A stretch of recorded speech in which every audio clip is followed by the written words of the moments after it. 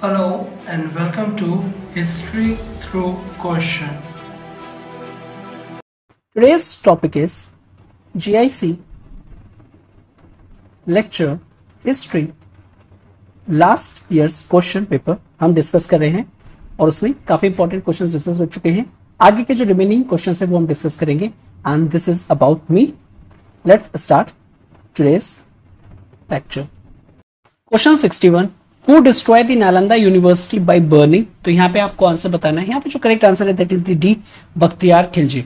Nalanda university के बारे में देख लेते हैं। तो ये जो नालंदा यूनिवर्सिटी है इसको 3 टाइम्स डिस्ट्रॉय किया गया था, या फिर मोर एप्रोप्रिएट टू से ये 3 टाइम डिस्ट्रॉयड हुई थी। फर्स्ट टाइम अगर हम बात करें तो in the mid 5th century, जब only a few years old थी। उसके बाद अर्ली 7th सेंचुरी में एंड फिर लेट 12th सेंचुरीज में। फर्स्ट टाइम अगर हम बात करें तो जो ये जो नालंदा थी it was rebuild by the rulers of the जो उस टाइम पे रूलर्स थे, तो उन्होंने दोबारा इसको रीबिल्ड करवा दिया था। बट बाय द टाइम जो टर्किश मुस्लिम इन्वेडर्स थे सच एज बख्तियार खिलजी ने डिस्ट्रॉय की थी it for the third time in 1197। तो उसके बाद इसका जो रिकंस्ट्रक्शन था वो नहीं हो पाया था प्रॉपरली। नेक्स्ट क्वेश्चन 62, भीमबेटका जो है वो किसके लिए फेमस है? ओके तो यहाँ पे बताना है for temples, for idols, Buddhist and Jain caves and for rock paintings. तो यहाँ जो करेक्ट आंसर होगा that is the D, Bhimbetka is famous for the rock paintings. Okay तो यहाँ पे भीमबेटका के बारे में देख लेते हैं। तो भीमबेटका को जो है इसको रॉक शेल्टर्स कहते हैं। These are the rock shelters और ये लोकेटेड है in the Raisen district which in turn है मध्य प्रदेश में। ओके अब यहाँ पे अगर हम बात करें तो ये आता है अंदर रता पानी वाइल्ड लाइफ सेंचुरी। तो ये काफी इंपॉर्टेंट हो जाता है। ओके तो यहाँ पे एक सेंचुरी भी है। अभी जो भीमबेटका रॉक शेल्टर्स हैं ये एक आर्कियोलॉजिकल साइट है जो कि बिलोंग करती है पैलियोलिथिक एज से। Palaeolithic age. ये जो नेम भीमबेटका है इसका ये किससे पड़ा? तो ये एसोसिएटेड है भीमा से, जो कि एक हीरो डीटी है of the epic famous Mahabharata. अब ये जो वर्ड भीमबेटका है it's said to derive from the Bhim baithak that is sitting place of the Bhima. और इसको डिस्कवर किसने किया था? दैट इज इसको एक्सकेवेट किसने किया था? डॉक्टर वीएस वकंकर आर्कियोलॉजिस्ट थे, उन्होंने इन केव्स को डिस्कवर किया था इन द ईयर 1958, इसलिए काफी इंपॉर्टेंट हो जाते हैं। अब ये जो रॉक शेल्टर्स है इनको वर्ल्ड हेरिटेज साइट का भी टैग मिला हुआ है, वर्ल्ड हेरिटेज साइट, और ये इनको मिला था 2003 में मिल गया था। और यहाँ पे अगर हम देखें तो जो एंटायर रीजन है यहाँ पे मोर देन 600 केव्स यहाँ पे हैं। ओके यहाँ की जो फेमस बात अगर हम देखें तो that is the cave paintings. इस टाइम की जो केव पेंटिंग्स हैं काफी सिमिलैरिटी शो करती हैं जो कि painting savanna region of Australia में मिलती हैं। ओके साथ ही साथ जो paintings done by the pygmies जो कि कालाहारी डिजर्ट है और palaeolithic paintings of the France से काफी रिजेंबल करती हैं। यहाँ की जो पेंटिंग्स है वो डेमोस्ट्रेट करती हैं लाइफ स्टाइल। तो यहाँ की जो थीम है that is the lifestyle and day to day activities, यानी एवरीडे एक्टिविटीज पे ये काफी ज्यादा पेंटिंग्स है। ओके और अगर हम बात करें तो various community activities such as birth हो गया, बेरियल हो गया, dancing, religious rites, hunting scenes हो गया, एनिमल फाइट। ओके और इस टाइप की पेंटिंग्स हमको देखने को मिलती हैं। साथ ही साथ जो कुछ एनिमल्स हैं, कुछ इंपॉर्टेंट एनिमल्स हैं जो कि इन पिक्चर्स में मेंशन किए गए हैं that is the rhinoceros, tigers, wild buffaloes, bears, antelope, boars, lion, elephants, lizard etcetera. तो इससे हमको ये पता चलता है कि इन लोगों को इन एनिमल्स की फैमिलियरिटी भी थी। ओके ना। साथ ही साथ अगर हम देखें तो यहाँ पे जो कलर टेक्निक्स को यूज किया गया, जो कलर्स को यूज किया वो काफी ज्यादा अमेजिंग है। ओके और काफी स्किलफुल तरीके से इनको किया गया है। और ये जो पेंटिंग से काफी सर्वाइव इसलिए कर पाई है बिकॉज ये इनसाइड दी केव्स थी जो कि ये बाहर के एनवायरमेंट से बची हुई थी। यहाँ पे natural red and white pigments जो आते वो कॉमन कलर्स थे, साथ ही साथ ग्रीन एंड येलो कलर्स का भी यूज किया जाता था।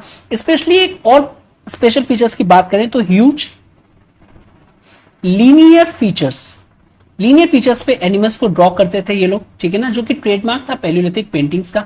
With the passage of time ये जो पेंटिंग थी ये स्मॉलर होती गई, मोर प्रिसाइज होती गई और मोर डेलिकेट होती गई। ओके अब हम टाइम पीरियड की बात करते हैं। ओल्डेस्ट पेंटिंग अगर हम देखें तो it dates back to around 12,000 years back ठीक है ना।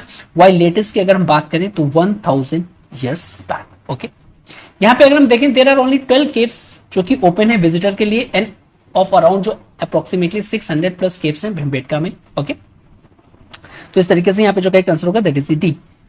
63 का देखिए who among the following founded Agra, तो आगरा को बताना है कि आगरा को किसने फाउंड किया था। तो यहाँ पे जो करेक्ट आंसर होगा दैट इज द सी सिकंदर लोधी। जो मॉडर्न आगरा है it was founded by the Sikandar Lodhi जो कि लोधी डायनेस्टी के और अंडर दिल्ली सल्तनत में थे। इन द 16th सेंचुरी उन्होंने शिफ्ट करी थी capital from Delhi to Agra in the year 1506 में। साथ ही साथ अगर हम बाबर देखें जो कि फाउंडर थे मुगल डायनेस्टी के, वो भी स्टे करा था उन्होंने समटाइम्स इन आगरा और इंट्रोड्यूस किया था concept of square Persian style garden here's. और एम्परर जो अकबर थे उन्होंने बिल्ड किया था आगरा फोर्ट और फतेहपुर सिकरी नियर आगरा। तो ये कुछ इंपॉर्टेंट इंफॉर्मेशन थी concerning Agra. Next question 64, where is the tomb of Akbar, तो यहाँ पे आपको बताना है कि अकबर का जो टूम है वो कहाँ पे लोकेटेड है। यहाँ पे जो करेक्ट आंसर है दैट इज द ए सिकंदरा में। अकबर के टूम का सिकंदरा जो है वहां पे हम बात कर लेते हैं। तो ये जो सिकंदरा का जो टूम है स्पेशली ये बिल्ट है चारबाग पैटर्न पे,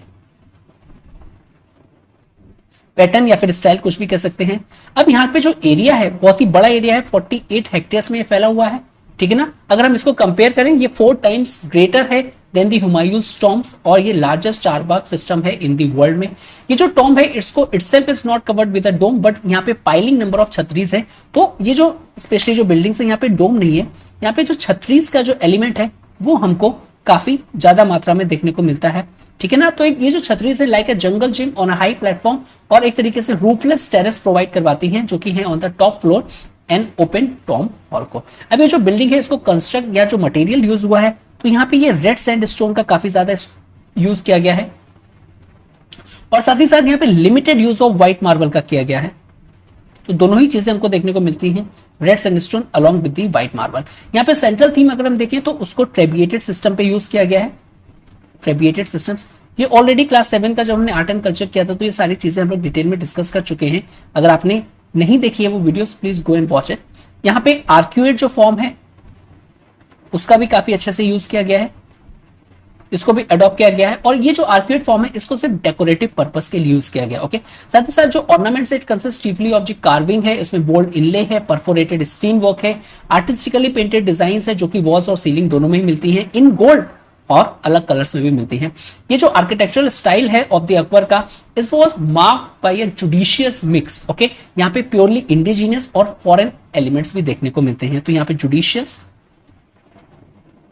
मिक्स देखने को मिलते हैं, इंडिजीनियस प्लस फॉरेन एलिमेंट्स दोनों ही देखने को मिलते हैं हमको। एक बहुत ही अच्छे से यूज किया गया है। ओके, तो ये जो बिल्डिंग्स हैं यहाँ पे डोम्स नहीं है बट एक्सटेंसिव यूज ऑफ छतरीज है। तो प्लीज डू रिमेंबर अगर ये स्टेटमेंट किसी से भी रिलेट आती है तो यहाँ पे जो टूम्ब ऑफ अकबर होगा सिकंदरा का वो करेक्ट आंसर होगा। अब ये टूम्ब जो है एक एक्सेलेंट एग्जाम्पल है जो कि फ्यूजन ऑफ हिंदू आर्किटेक्चर, ठीक है, that was based on the post and beam structure and Islamic architecture जो कि प्योर ज्योमेट्री पे है। ओके, तो एक अनप्रेसिडेंटेड स्ट्राइकिंग मौसोलियम है जो कि इसके टाइम के थ्रू या फिर इस आर्किटेक्चर के थ्रू हमको देखने को मिलता है। अगर हम इसको कंपेयर करें जो मॉन्यूमेंट्स है famous that is the Taj Mahal या फिर अदर मॉन्यूमेंट्स, तो हम कह सकते हैं कि जो अकबर का जो टॉम्ब है इस most Indianised Islamic architecture means Indianised जो एलिमेंट्स है वो काफी ज्यादा इसमें देखने को मिलते हैं। साथ ही साथ यहाँ पे जो मेथड यूज हुआ है उसको हम अकबर स्टाइल भी कहते हैं जो कि इंस्पायर्ड है from the buildings of Fatehpur Sikri की सारी बिल्डिंग्स। ओके, तो ये काफी इंपॉर्टेंट इंफॉर्मेशन थी, please do remember this information. Next question आता है अनेकांतवाद जो कि स्पेशल फीचर है, ये किससे रिलेटेड है। ओके, तो यहाँ पे अगर हम देखें जो अनेकांतवाद है जो वो जैनिज्म से रिलेटेड है, तो थोड़ा सा देख लेते हैं जैनिज्म के बारे में। तो जो जैनिज्म है सबसे पहले इनका बिलीफ इन गॉड देख लेते हैं, बिलीफ इन गॉड। तो उसके बारे में अगर हम देखें तो जैनिज्म जो रिकॉग्नाइज करता है एग्जिस्टेंस ऑफ द गॉड, तो यहाँ पे यस आ जाएगा, ठीक है ना। बट अगर हम देखिए कि महावीरा से ये कैसे कंपेयर करता है तो ये लोअर करता है, मींस ये जो एग्जिस्टेंस ऑफ गॉड का है it place lower in comparison to the Mahavira, यानी महावीरा अपर पे है और ये जो गॉड है वो लोअर पे उन्होंने रखा हुआ है। साथ ही साथ वो कंडेम नहीं करते हैं वर्ना सिस्टम, तो वर्ना सिस्टम जो है उसको भी ये लोग कंडेम नहीं करते हैं। साथ ही साथ अटेम्प्ट जरूर करते हैं to mitigate the evils of the varna order और साथ ही साथ जो रिचुअलिस्टिक वैदिक रिलीजन है, ठीक है, यानी जो प्रॉब्लम्स है वर्ना सिस्टम में उसको हटाने की ये लोग बात करते हैं। एज सच वर्ना सिस्टम को ये लोग कंडेम नहीं करते हैं। और अकॉर्डिंग टू महावीरा एक जो पर्सन है अगर वो हायर वर्ना में या लोअर वर्ना में बॉर्न हुआ है तो as the consequences of the sins और द वर्चूज जो कि उसने प्रीवियस बर्थ में किए। दस ये जो जैनिज्म है बिलीव करता है in the transmigration of souls.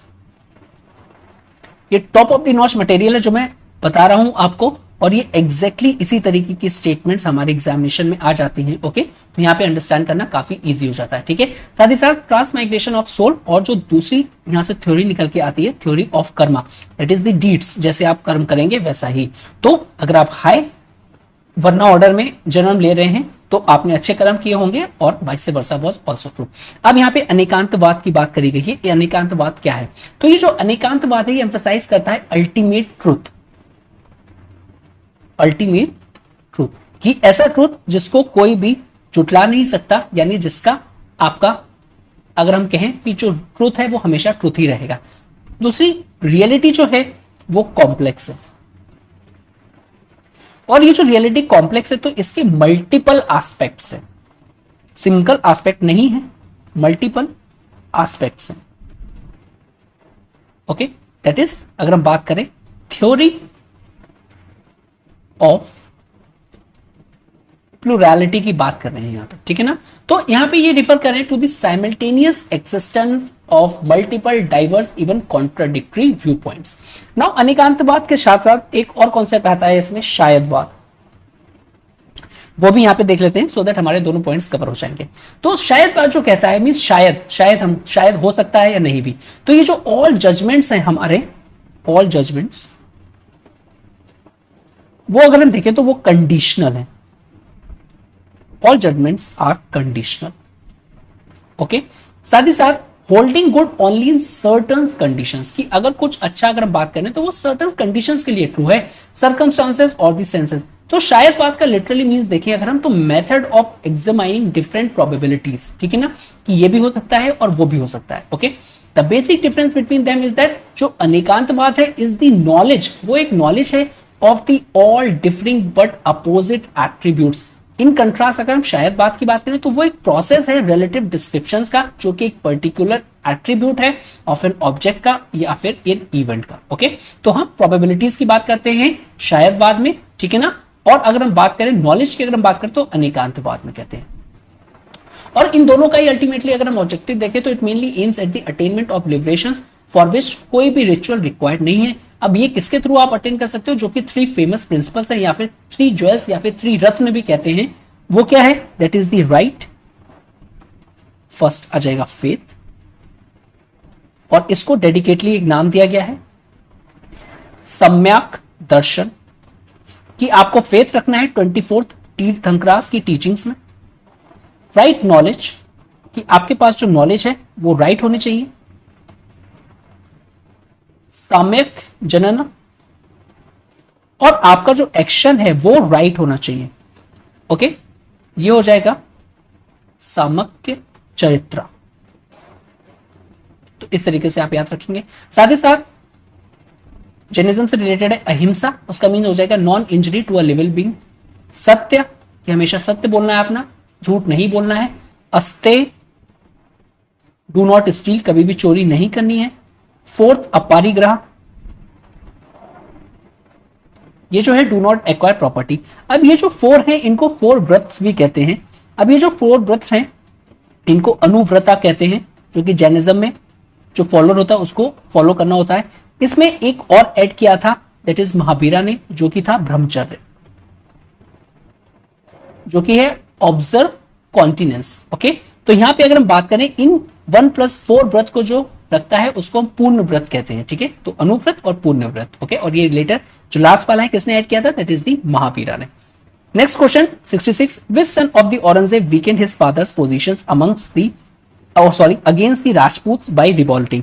तो यहां पे अगर हम बात करें जो करेक्ट आंसर होगा that is the B, Akbar. तो यहां पे कंफ्यूज नहीं होंगे, हम अकबर से थोड़ा सा देख लेते हैं। तो यहां पे हम बात कर रहे हैं औरंगजेब के सन की। तो स्टार्ट करते हैं जहांगीर से। नाउ अकबर की जो राजपूत पॉलिसी थी काफी फेमस थी, और उसके बाद जो भी एम्परर आए, ठीक है, मुगल्स में, तो उन्होंने मोर और लेस या फिर कंटिन्यू रखा या फिर कुछ चेंजेस लाए। तो सारी चीजों को ऑब्जर्व करके देखते हैं। ओके, तो जहांगीर ने कंटिन्यू रखा था कि अकबर की जो पॉलिसी थी राजपूत पॉलिसी, जो कि वो फेवर करते थे to the leading Rajput rajas. Okay, और मैट्रिमोनियल अलायंसेस और या फिर रिलेशंस को एस्टैब्लिश करते थे। ओके, तो उनको पोजीशन देना हुआ हाई पोजीशन, या फिर मैट्रिमोनियल अलायंस को एस्टैब्लिश करना हो राजपूत के साथ। शाहजहां जो थे उन्होंने भी मेंटेन करा था alliance with the Rajput, but ऐसा नहीं था, उन्होंने कोई अपॉइंट नहीं किया था यानी Rajput raja as a governor of the provinces. साथ ही साथ उन्होंने मैट्रिमोनियल जो रिलेशंस थे वो भी ज्यादा नहीं बनाए थे with the leading Rajput rajas के साथ। इंस्पाइट ऑफ द फैक्ट अगर हम बात करें कि जो शाहजहां थे himself was the sun of the Rajput princess, तो जहांगीर के बाद आ जाते हैं शाहजहां। परहैप्स जो अलायंस था विद द राजपूत वो became so consolidated that it was felt that जो मैट्रिमोनियल जो रिलेशंस हैं विद द लीडिंग राजास अब वो नेसेसरी नहीं है शाहजहां के टाइम पे आते आते। हाउएवर जो शाहजहां थे उन्होंने अकॉर्ड किया था high honour to the heads of the two leading Rajput, जो कि एक राजपूत थे जोधपुर के और जो दूसरे राजपूत थे दैट इज द अंबेर के। तो राजा जो जसवंत सिंह थे जो रूलर ऑफ मारवाड़ थे वो फेवर करते थे शाहजहां को। साथ ही साथ उनके अलॉन्ग विद जय सिंह वो हेल्ड करते थे rank of 7000 at the time of Aurangzeb accession, अगर हम बात करें तो मनसब की। साथ ही साथ जो औरंगजेब थे उन्होंने सिक्योर किया था active supports of the Maharana of Mewar और रेज किया था इनकी मनसब फ्रॉम 5000 टू 6000। ओके, तो औरंगजेब के टाइम पे आप आ जाते हैं। अभी जो जसवंत सिंह थे जो कि काफी डिस्प्यूटेड थे to look after the affairs of the Afghan in the north west, वो डाई हो गए थे बाई द एंड ऑफ 1678 और इन नवंबर 1679 में क्या हुआ था औरंगजेब ने अटैक कर दिया था मेवाड़ में। अभी जो वॉर थी between the Mughals and Rajput soon reached at the stalemate, जो मुगल्स थे could neither penetrate the hills और जो गुरिल्ला टैक्टिक्स राजपूत यूज कर रहे थे उसको भी टैकल नहीं कर पा रहे थे। तो ये सब चीजें चल रही थी over a period of time. ये जो वॉर था काफी हाईली अनपॉपुलर हो गया था और इनके जो सन थे दैट इज द अकबर, जो एल्डर सन थे औरंगजेब के, उनको लगा कि मैं इस सिचुएशन की एडवांटेज ले लूंगा, ठीक है, और वो अपने फादर के अगेंस्ट में हो गए थे। तो इन जनवरी अगर हम बात करें तो 1681 जो प्रिंस अकबर थे उन्होंने अलायंस बना लिया था विद दुर्गादास जो कि राठौर चीफ थे और मार्च कर लिया था अगेंस्ट दी अजमेर, वेयर जो औरंगजेब थे वो पहले से ही हेल्पलेस थे बिकॉज वो पेनिट्रेट नहीं कर पा रहे थे as all is best troops were engaged elsewhere. तो उनको लगा था काफी सिचुएशन का हम फायदा उठा के कैप्चर कर सकते हैं, ठीक है। तो इस तरीके से जो करेक्ट आंसर होगा that is the B. 67 question देखते हैं। The birth place of Mahavira was, तो यहाँ पे क्या है, प्रीटी सिंपल, यहाँ पे Kundagram near Vaishali. Okay, already discuss कर चुके हैं जो बेसिक टीनेट्स है जैनिज्म के। Next question 68, in which battle Siraj-ud-Daulah was defeated by the Robert और सॉरी लॉर्ड क्लाइव। तो यहाँ पे जो करेक्ट आंसर होगा that is the A, battle of Plassey. Okay, so battle of Plassey जो था it was fought in the north eastern India. Okay, अगर हम बात करें 23 जून 1757। अब ये जो ट्रूप्स है ब्रिटिश ईस्ट इंडिया कंपनी के it was led by the Robert Clive जो कि अगेंस्ट थे फोर्सेस ऑफ सिराजुद्दौला जो कि लास्ट नवाब थे बंगाल के और इनके जो फ्रेंच अलाइज थे। Next question 69, the oldest inscriptional evidence related to Bhagvat religion has been found. तो यहाँ पे कहां पे मिलता है हमको, तो जो 69 है उसका जो करेक्ट आंसर है that is the B, Besnagar pillar inscriptions of the Heliodorus. तो जो हेलियोडोरस पिलर ये जो है ये स्टोन कॉलम है, इसको इरेक्ट किया गया था around 110 BCE before common era in the central India जो कि विदिशा में है नियर मॉडर्न बेसनगर। किसने किया था, बाई हेलियोडोरस। और जो ये जो हेलियोडोरस थे ये एक ग्रीक एम्बेसडर थे। अब ये किसके ग्रीक एम्बेसडर थे, तो ये इंडो ग्रीक की एंटियालकिडास किसकी कोर्ट में थे, to the court of Shunga king Bhagabhadra. तो ये सारी फैक्चुअल इंफॉर्मेशन है, प्लीज टू रिमेंबर। ओके, ये जो साइट है लोकेटेड है only 5 miles from the famous Buddhist stupa Sanchi. तो इससे आप याद कर सकते हैं कि ये जो हेलियोडोरस पिलर्स है कहाँ लोकेटेड है, तो फेमस बुद्धिस्ट जो स्तूपा है सांची के पास में लोकेटेड है। अब ये जो पिलर है it was surmounted bye sculpture जिसमें गरुड़ का स्कल्पचर है और ये डेडिकेट किया गया है by Heliodorus to the god Vasudeva. तो किसको डेडिकेट किया गया है, वसुदेव जो गॉड है उनको डेडिकेट किया गया है। ओके, तो हेलियोडोरस जो थे वो ग्रीक एम्बेसडर थे जिन्होंने डिस्क्राइब किया है हिमसेल्फ एज ए भागवता और वो रेसिडेंट थे कहां के, तक्षशिला के। Okay, 70 question, who compose the famous work Tabaqat Akbari. यहाँ पे जो करेक्ट आंसर होगा that is the A, Khwaja Nizamuddin Ahmad. तो एक तरीके की मेडिवल टेक्स्ट है written by the Nizamuddin Ahmad जो कि सन थे मुकीम हरवी के और ये ऑथर थे, काफी हाई पोजीशन को होल्ड करते थे ये of the first Bakhshi in the reign of Akbar. इस बुक को एक अलग नाम से भी जाना जाता है दैट इज द तारीख ए निज़मी। अब ये जो बुक है इसमें general history of the Muslim rule in India okay coming down to the years of its composition के बारे में बताया गया है, उसके बारे में हमको इन्फॉर्मेशन मिलती है, तो क्वाइट इंपॉर्टेंट हो गए, please do remember this. Okay, so with this we completed 70 questions. आने वाले लेक्चर्स में हम और क्वेश्चंस करेंगे। So if you like this video, please do like, share and subscribe, and thank you very much for watching this. Have a good day and stay safe.